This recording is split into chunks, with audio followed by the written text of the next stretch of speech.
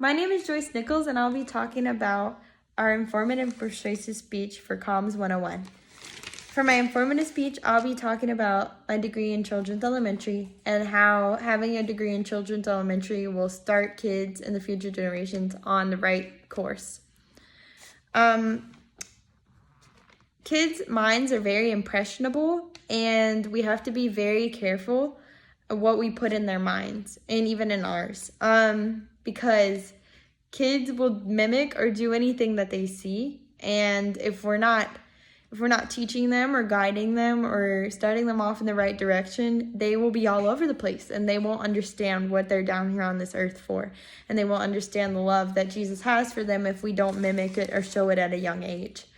I can say yes to this because I grew up in a very dysfunctional and crazy family, and I went to a school that had, it was not terrible, and the teachers tried as much as they could, but even in that school, they didn't explain the love of Christ for me. Honestly, in the public school system, I don't really see the love of Christ explained or explaining who made us or anything in the public school system. So, at that young age, they're very impressionable, and they are very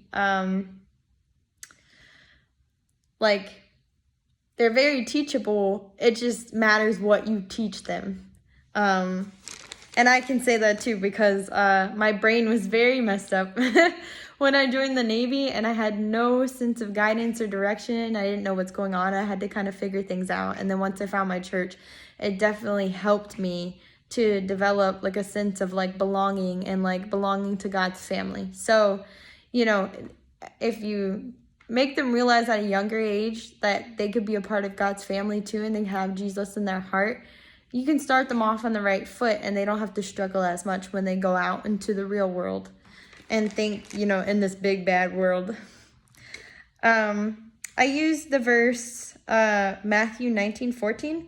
But Jesus said, "Suffer little children and forbid them not to come unto me, for of such is the kingdom of heaven." So don't lead the children away from me. Don't lead them astray. My thesis is if you value people's eternity, then you can help them get started on the right path, the right direction, and keep them in line sooner rather than later, so they're not struggling in their life to come. My picture that I'm using, my visual aid that I'm using, is this that my friend made for me. It's in calligraphy. It says, my past has not defined me, destroyed me, deterred me, defeated me. It has only strengthened me. I like this. I told her a little bit about my past and how I struggle so much with anxiety and depression and stuff, and not thinking I matter. Because of, all the craziness that happened, and I didn't know how to navigate the world. And she made this for me, and and that's just a reminder for us all that, our past doesn't make us who we are, and we can move on from our past. And then my informative speech is on, it kind of ties into what I was talking about before with boundaries, and how this world, we need to learn how to have healthy boundaries in this world, because healthy boundaries benefit so much in life.